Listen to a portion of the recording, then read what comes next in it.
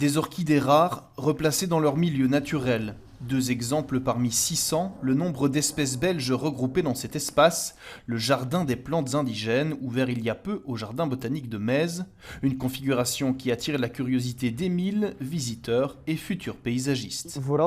Il me semble qu'il y a surtout des plantes indigènes. Ils ont regroupé différents types de plantes. Ici, je vois des plantes aquatiques, les plantes qui poussent sur les sols sablonneux et celles qui poussent parmi les pierres. Au total, 20 écosystèmes belges ont été reproduits, dont certains menacés, comme les marais calcaires.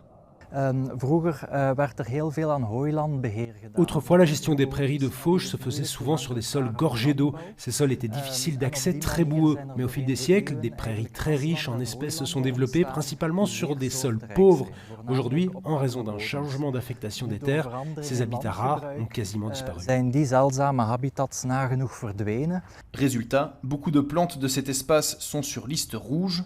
À côté du jardin des plantes indigènes se trouve la banque des graines où sont conservées de très nombreuses espèces menacées, certaines pendant 100 ans comme dans ce frigo à moins 20 degrés, d'autres restent beaucoup moins longtemps et sont plantées directement dans le jardin comme celle de la violette calaminaire. Elle ne pousse qu'à un endroit dans le monde, à cheval entre la Belgique, la Hollande et l'Allemagne, et s'est adaptée à la présence de zinc dans le sol, un métal pourtant toxique pour presque toutes les plantes.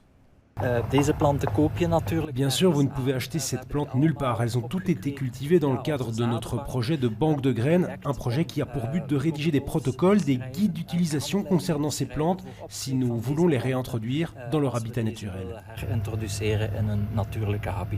En attendant, la plante pousse sur le toit du restaurant des jardins botaniques de Metz, un espace qui se veut une inspiration pour les visiteurs qui peuvent à leur tour planter de nombreuses plantes et fleurs indigènes chez eux et attirer les pollinisateurs, eux aussi très menacés aujourd'hui.